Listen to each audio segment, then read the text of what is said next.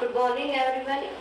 आज हम डिस्कस करेंगे what is biotechnology and history of biotechnology. तो सबसे पहले हम देखते हैं कि what is biotechnology.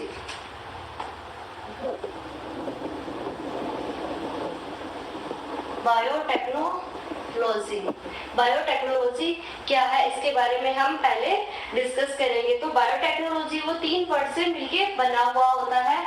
Bio techno और लॉजी, ये 3 वर्ड से मिलके बना हुआ होता है बायोटेक्नोलॉजी। तो इनके वर्ड मीनिंग देखते हैं कि क्या क्या होते हैं। तो बायो का मीनिंग होता है लिविंग। बायो मीन्स लिविंग, वो लिविंग थिंग या वो लिविंग ऑर्गेनिज्म जो पृथ्वी पे प्रेजेंट है, जो अर्थ पे प्रेजेंट है, लिविंग है। जैसे कि प्लांट्स है, बैक्टीरिया है, ह्यूमन बीइंग है, इन सबको लिविंग बीइंग में इंक्लूड किया जा सकता है। तो उसे हम इंक्लूड करेंगे बायो में। देन आता है टेक्नो। टेक्नो मीन्स टेक्नोलॉजी और प्रोसेस। टेक्नोलॉजी और प्रोसेस। टेक्नोलॉजी और प्रोसेस मीन्स वो टेक्नोलॉजी जो हम लिविंग थिंग के ऊपर यूज करते हैं। क्यों करते हैं? क्योंकि हम उसका प्रोडक्शन इंप्रूव करना चाहते हैं, हम उसके जो कैरेक्टर है उनको इंक्रीज करना चाहते हैं, या फिर हम उनमें कुछ यूजफुल जीन है वो ट्रांसफर करके कुछ यूजफुल प्रोडक्ट उनसे प्राप्त करते हैं। इसके लिए हम टेक्नोलॉजी या प्रोसेस हम यूज करते हैं। तो ये हुआ टेक्नो का meaning. Logy means study. Study, logy means study. तो बायोटेक्नोलॉजी का मीनिंग क्या हुआ? लिविंग थिंग के ऊपर वो टेक्निक्स यूज करते हैं जिनकी हम स्टडी करते हैं। लिविंग थिंग के ऊपर टेक्निक्स यूज करते हैं, उनकी हम स्टडी करते हैं, उसे बोलते हैं बायोटेक्नोलॉजी। और जिनके थ्रू हम कुछ इम्प्रूव प्रोडक्ट को प्राप्त कर सकते, कुछ यूजफुल प्रोडक्ट प्राप्त कर सके जो नॉर्मली हमें नहीं मिलते हैं, या फिर जो अनप्रोडक्टिव एनिमल है उनमें कुछ प्रोडक्टिव एनिमल के जीन ट्रांसफर करके उनका प्रोडक्शन इंक्रीज करवा सकते हैं। तो इसके लिए हम बायोटेक्नोलॉजी का यूज करते हैं। देन हम देखते हैं डेफिनेशन। ये तो हुआ वर्ड मीनिंग बायोटेक्नोलॉजी का। देन हम देखते हैं definition.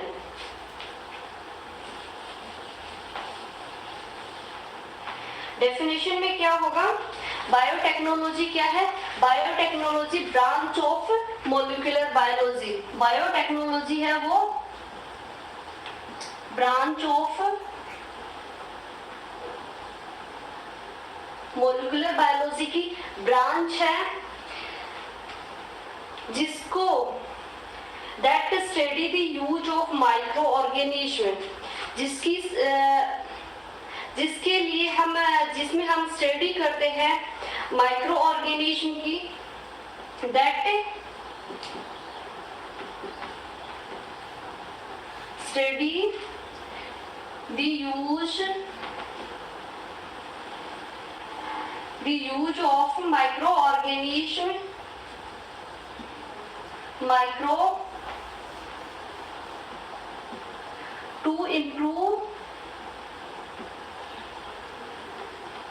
To improve the performance or specific performance. Improve specific performance.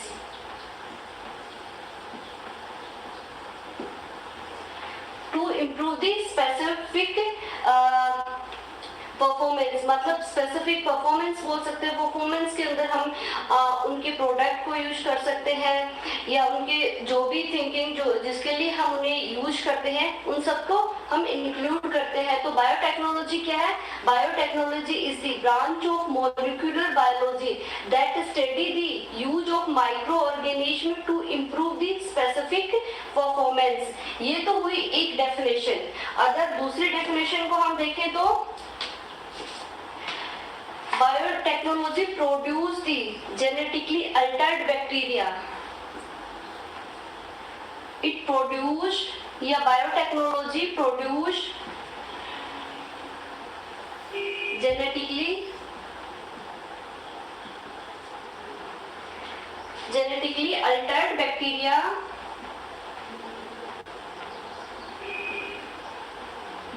genetically altered bacteria that solve the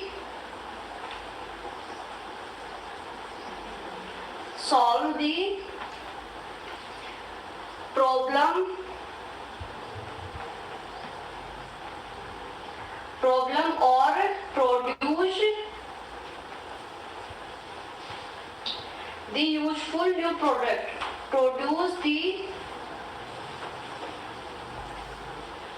useful new product.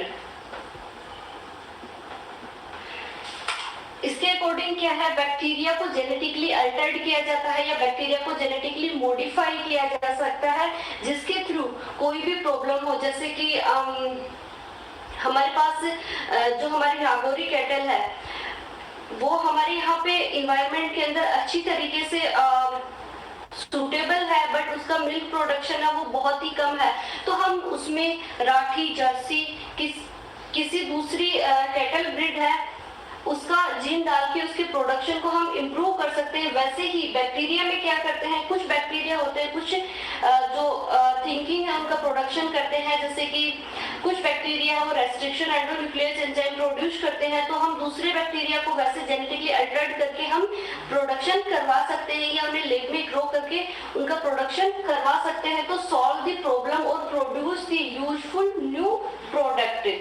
ये तो हुई डेफिनेशन ऑफ बायोटेक्नोलॉजी। देन हम डिस्कस करते हैं बायोटेक्नोलॉजी टर्म वो सबसे पहले किसने यूज की थी और कब की थी। तो द टर्म बायोटेक्नोलॉजी है वो सबसे पहले कार्ल रेके ने यूज किया था। टर्म बायोटेक्नोलॉजी है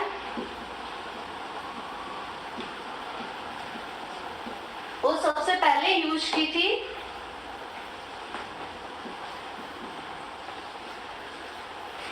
कार्ल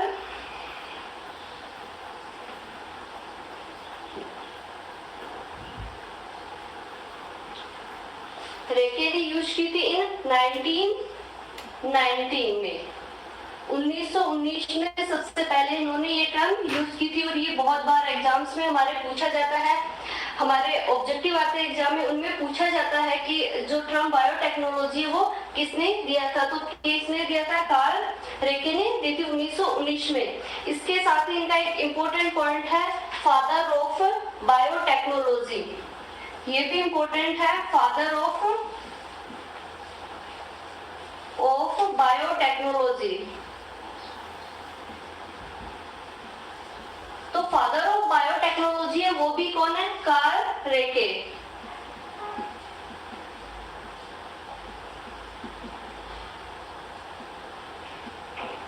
कार्ल रेके हैं वो फादर ऑफ बायोलॉजी है एट वर्ल्ड लेवल पे। वर्ल्ड लेवल पे फादर ऑफ बायोटेक्नोलॉजी में कार्ल रेके हैं, ये बहुत बार पूछा जाता है। तो फादर ऑफ बायोटेक्नोलॉजी इंडिया के लेवल पे कौन है, ये हम अब देखते हैं। तो इंडिया में फादर ऑफ बायोटेक्नोलॉजी है, हम डिस्कस करते हैं history of biotechnology.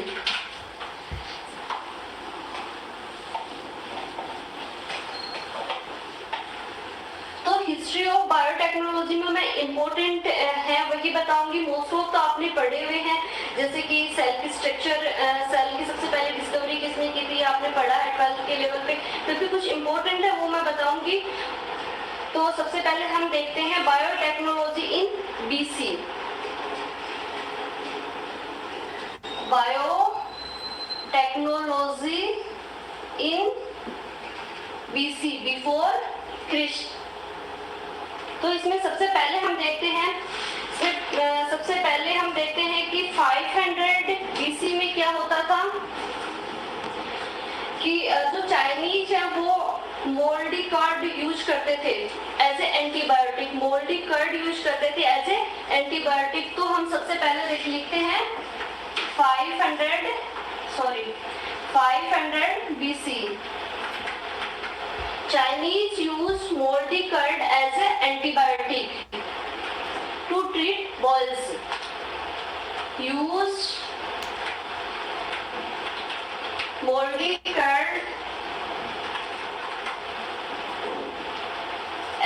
Antibiotic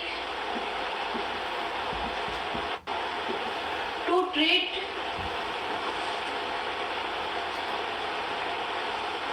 boils. ये है चाइनीज यूज करते थे मोल्डी कर्ड को as a antibiotic to treat boils. Then दूसरा है 250 बीसी 250 बीसी में है ग्रीक है वो क्या करते थे, क्रॉप को रोटेशन में यूज करते थे या रोटेशन में ग्रो करवाते थे अपने फील्ड्स के अंदर, अपने खेतों के अंदर वो फसलें हैं रोटेशन में उगाते थे। तो नेक्स्ट है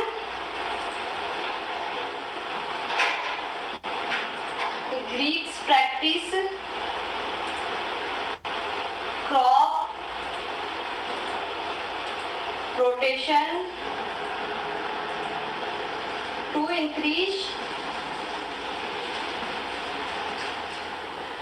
fertility, increase soil fertility।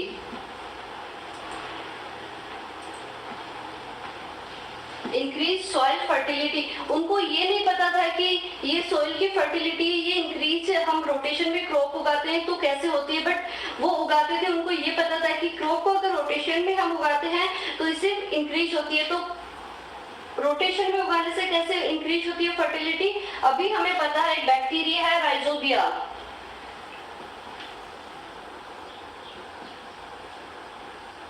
Rhizobia bacteria वो नाइट्रोजन को फिक्सेशन करने में हेल्प करता है सॉइल के अंदर, जिससे सॉइल की फर्टिलिटी है वो इंक्रीज होती है। तो हम अगर क्रॉप को रोटेशन से उगाते हैं तो वो जो डिफरेंट क्रॉप उगाएंगे तो डिफरेंट क्रॉप की जो नाइट्रोजन की यूटिलाइजेशन की कैपेसिटी है वो डिफरेंट होती है। तो राइजोबिया है वो सॉइल में नाइट्रोजन की जो कंसंट्रेशन है वो मेंटेन रखते हैं, और अगर हम अल्ट्रेशन में क्रॉप उगाते हैं तो देन हम देखते हैं, ये तो इम्पोर्टेंट थे बिफोर बीसी। देन हम देखते हैं 20th सेंचुरी बायोटेक्नोलॉजी। सॉरी, पहले देखते हैं pre 20th century biotechnology.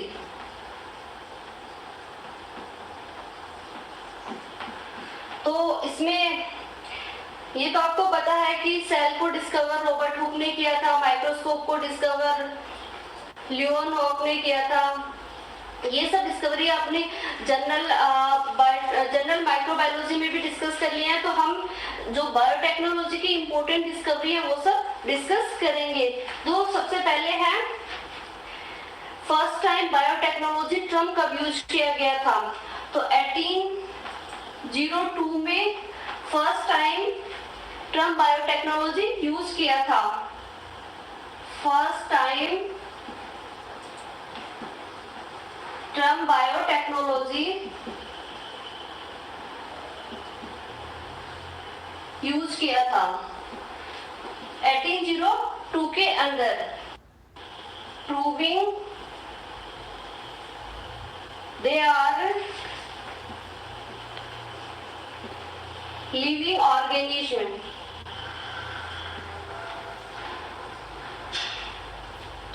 they are living organism, ये सबसे पहले पास्चर ने प्रूव किया था।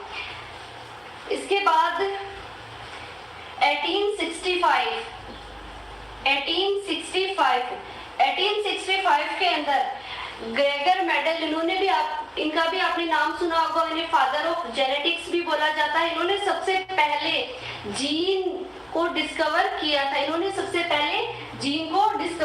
किसने? मेंडल ने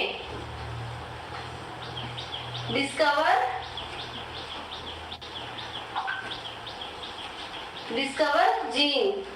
और इन्होंने अपना वर्क किस पे किया था? गार्डन पी पे।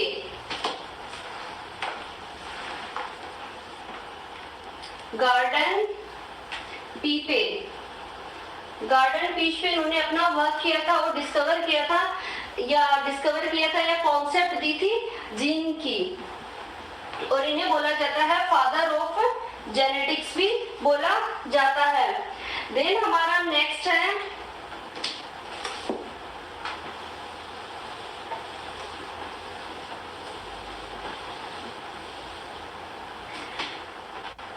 नेक्स्ट है 1863। 1863 के अंदर लुईस पाश्चर, इन्होंने सबसे पहले पाश्चराइजेशन की प्रोसेस के बारे में बताया था। लुईस पाश्चर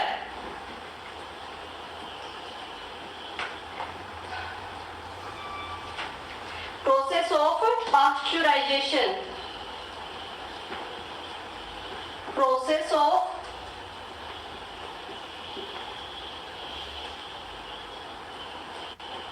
पाश्चराइजेशन की प्रोसेस है वो सबसे पहले लुईस पाश्चर ने बताई थी 1863 के अंदर। देन आता है हमारा नेक्स्ट, तो सबसे पहले डीएनए को नेक्स्ट आते हैं डीएनए के ऊपर। तो डीएनए को सबसे पहले डिस्कवर किसने किया था, या डीएनए की डबल हेलिकल स्ट्रक्चर है वो सबसे पहले दी थी वॉटसन एंड क्रिक ने इन 1953 के अंदर। वॉटसन एंड क्रिक ने बताई थी double helical structure of DNA, double standard structure of DNA. DNA की डबल हेलिकल स्ट्रक्चर है वो सबसे पहले बताई थी वॉटसन एंड क्रिक ने इन 1953 के अंदर, और इसके लिए इन्हें 1962 के अंदर नोबेल प्राइज भी मिला था।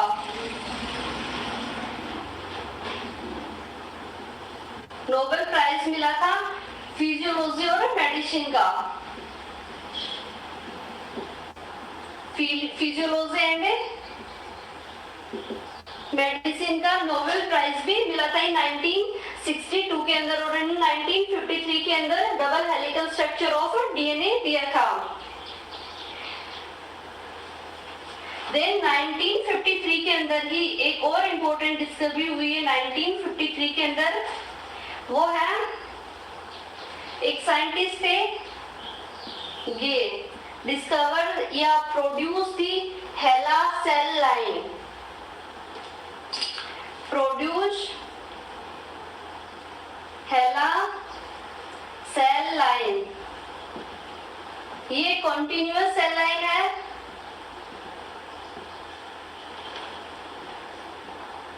कॉन्टिन्यूअस सेल लाइन, और पहली कॉन्टिन्यूअस सेल लाइन है जिसे किससे बनाया गया था, सर्वाइकल कैंसर की कैंसर सेल से बनाया गया था। किससे बनाया था,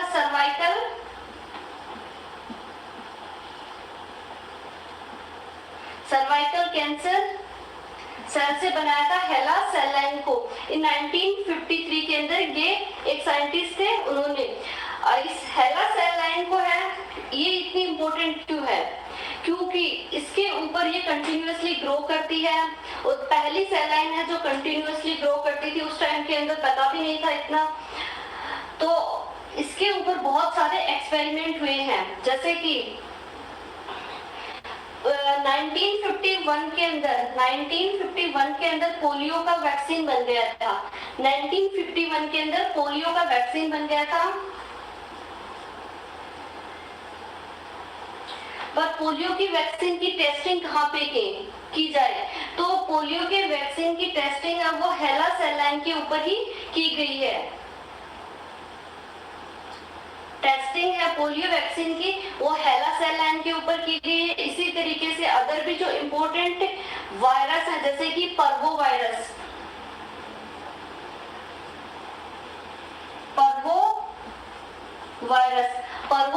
है, उसकी भी इन्फेक्टिविटी, पैथोजेनिसिटी, ये सब देखने के लिए उसे हेला सेल लाइन पे ग्रो करवाया गया, और उसके बहुत सारे जो कि वो कैसे ग्रो करता है, उसकी पैथोजेनिक इफेक्ट क्या आएंगे टिश्यू के ऊपर, ये सब डिस्कवरीज या ये सब जो रिसर्च है वो हेला सेल लाइन के ऊपर की गई थी पर्वो वायरस की। ऐसे ही बहुत सारे और भी वायरस वायरस है जिनकी भी हेला सेल लाइन पे की गई, इसीलिए हेला सेल लाइन है वो इम्पोर्टेंट होती है।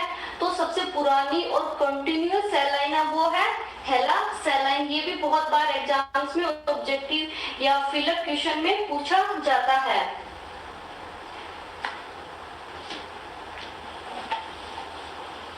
ये हेला सेल लाइन है, ये अफ्रीका में बनाई गई थी।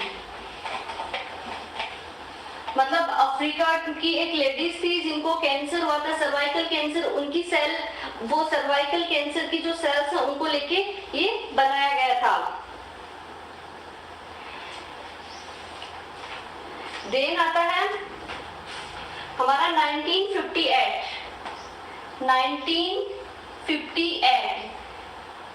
1958 के अंदर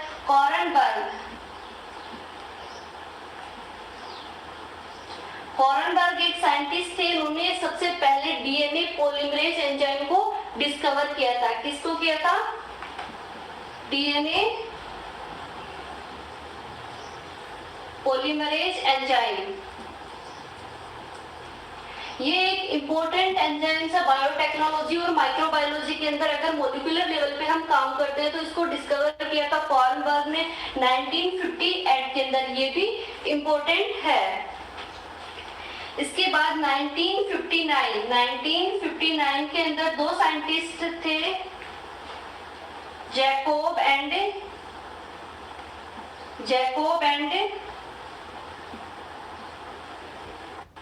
जैक्स मोनोड।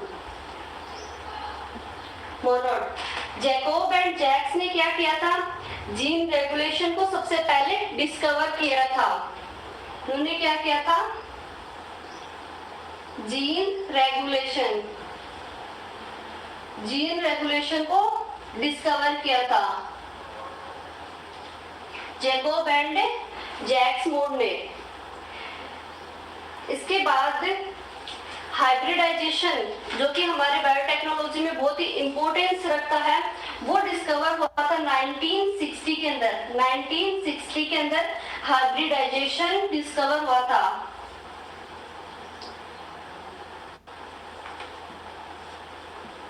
हाइब्रिडाइजेशन ये डिस्कवर किसने किया था? जोसेफ एंड मेरी लाउ ने। और हाइब्रिडाइजेशन में भी इन्होंने इन सीटू हाइब्रिडाइजेशन है वो डिस्कवर किया था। हाइब्रिडाइजेशन के बहुत सारे टाइप्स होते हैं, तो इन्होंने इन सीटू हाइब्रिडाइजेशन है उसको डिस्कवर किया था इन 1960 के अंदर। और हाइब्रिडाइजेशन की जो अदर टाइप्स हैं वो हम हाइब्रिडाइजेशन टॉपिक डिस्कस करेंगे, तब मैं आपको बताऊंगी। देन 1962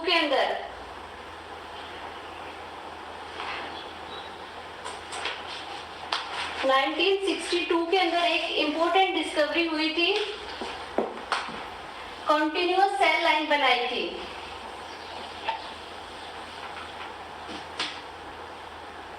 नाइनटीन 62 के अंदर एक फर्स्ट कंटिन्यूअस सेल लाइन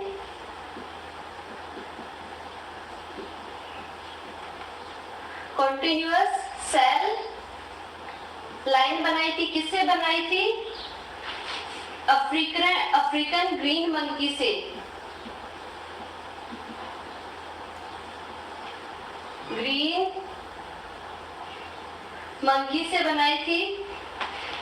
अब ये इतनी इंपॉर्टेंट क्यों है? क्योंकि इससे पहले भी मैंने बताया कि कंटिन्यूअस सेल लाइन की डिस्कवरी हो चुकी थी हेला सेल लाइन की, बट ये क्या है, वो कैंसर से की गई थी। उनकी सिर्फ टेस्टिंग कर सकते हैं हम, उससे कोई प्रोडक्शन नहीं ले सकते हैं। बट जो अफ्रीकन ग्रीन मंकी से जो फर्स्ट कंटिन्यूअस सेल लाइन बनाई गई थी, इसे वैक्सीन प्रोडक्शन के लिए यूज किया जाता है। इसे वैक्सीन प्रोडक्शन के लिए उस टाइम पे यूज किया गया था। तो इसे किस लिए यूज किया था? फर्स्ट वैक्सीन प्रोडक्शन के लिए। वैक्सीन प्रोडक्शन ये फर्स्ट लाइन थी, फर्स्ट कंटिन्यूअस सेल लाइन थी जिसे वैक्सीन प्रोडक्शन के लिए यूज किया गया था और ये बनाई थी 1962 के अंदर। देन हमारा नेक्स्ट 1966 के अंदर 3 साइंटिस्ट थे, नेरेनबर्ग,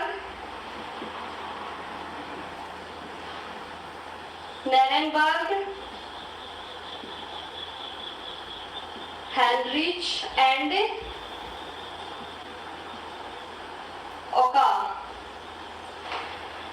तो इन्होंने क्या किया था, नेरेनबर्ग, हेनरिच एंड ओका ने क्या किया था, triple codon concept, triple codon concept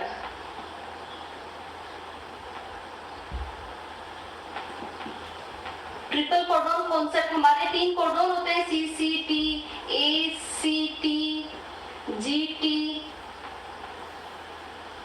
UGC। ये ट्रिपल कोडोन है। ये कॉन्सेप्ट सबसे पहले 1966 के अंदर दिया था इन 3 साइंटिस्ट ने। देन आता है हमारे एक इम्पोर्टेंट चीज की डिस्कवरी हुई थी इसके बाद 1972 के अंदर, 1972 के अंदर एक साइंटिस्ट थे पाउल बर्ग। पाउल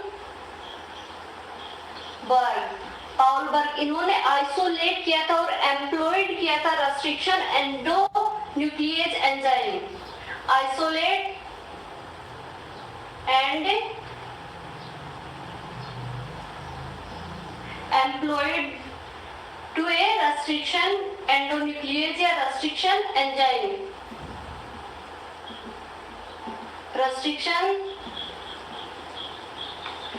इन्होंने सिर्फ आइसोलेट किया था और एम्प्लॉयड किया था। इसके बाद 3 साइंटिस्ट थे, अर्बर, नाथन एंड स्मिथ। इन्होंने रेस्ट्रिक्शन एंडोन्यूक्लिएज एंजाइम को यूज किया था to cut the DNA।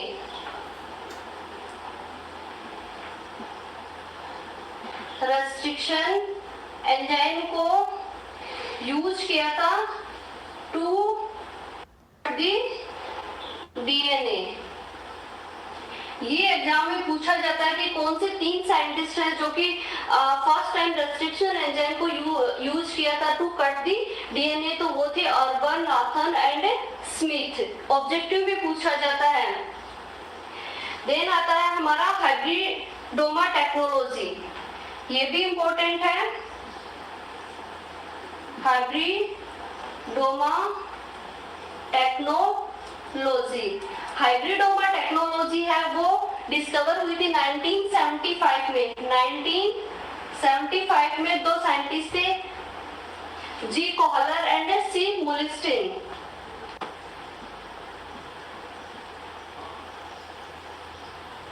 Kohler and C Milstein ने इन्होंने ये हाइब्रिडोमा टेक्नोलॉजी है वो सबसे पहले डिस्कवर की थी।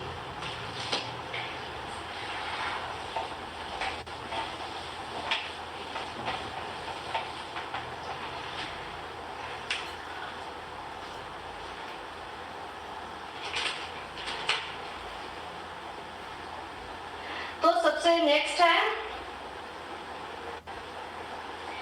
हमारी recombinant DNA technology. Recombinant DNA technology, recombinant DNA technology है ये डिस्कवर की थी कोहन एंड बॉयर ने। कोहन एंड बॉयर ने डिस्कवर की थी recombinant DNA technology.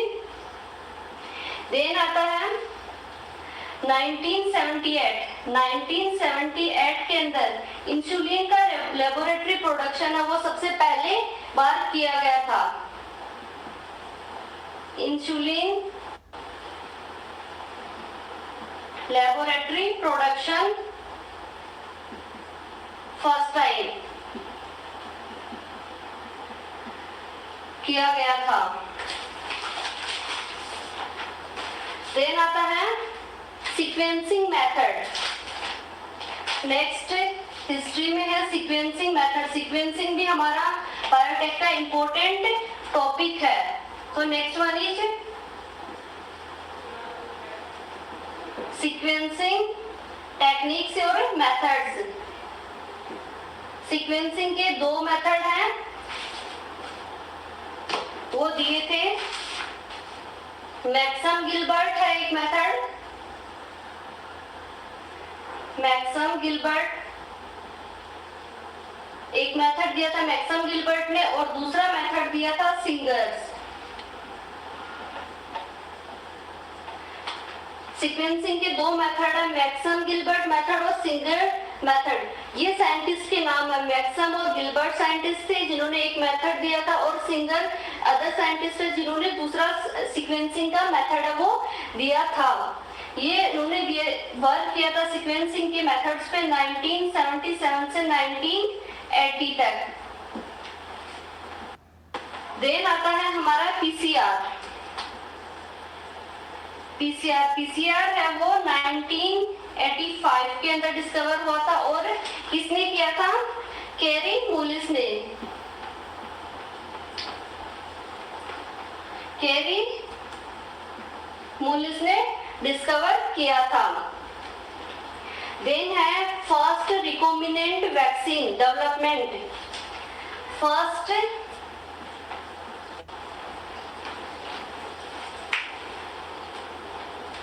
Recombinant vaccine. First recombinant vaccine है वो सबसे पहले बनाया गया था हेपेटाइटिस बी के अगेंस्ट। ये बनाया था हेपेटाइटिस बी, और कब बनाया था? 1986 के अंदर। ये भी कभी कभी पूछा जाता है कि फर्स्ट रिकॉम्बिनेंट वैक्सीन कौन सा है या किसके अगेंस्ट बनाया गया था, तो वो था हेपेटाइटिस बी के लिए बनाया गया था। देन आता है 1997 के अंदर डोली सीप, ये फर्स्ट एनिमल है जिसे क्लोन किया गया था, या जो क्लोनिंग के थ्रू बनाया गया था वो फर्स्ट एनिमल है डोली सीप। कब बनाया था? 1997 के अंदर। देन आता है 1999 इसके अंदर फर्स्ट ह्यूमन क्रोमोसोम को सीक्वेंस किया था। फर्स्ट ह्यूमन क्रोमोसोम को सीक्वेंसिंग की गई थी। ये थी all over about history of animal biotechnology और बायोटेक्नोलॉजी के बारे में मैंने इसमें इंपॉर्टेंट बताए हैं। आप इंपॉर्टेंट को ध्यान रखिए कि फादर ऑफ बायोटेक्नोलॉजी कौन है, पीसीआर की डिस्कवरी किसने की थी, मैक्सम सीक्वेंसिंग के मेथड किसने दिए थे। इसके साथ साथ में रेस्ट्रिक्शन एंडोन्यूक्लियेज एंजाइम है वो किसने डिस्कवर किया था। साथ ही सबसे पहले पॉलीमरेज एंजाइम को वो डिस्कवर किसने किया था। ये सब इंपॉर्टेंट डिस्कवरी है जिनको आपको साइंटिस्ट के नाम है जिनको आपको याद रखना है एज ए एग्जाम के वे से। तो ये था हिस्ट्री के बारे में हमारा आज का लेक्चर।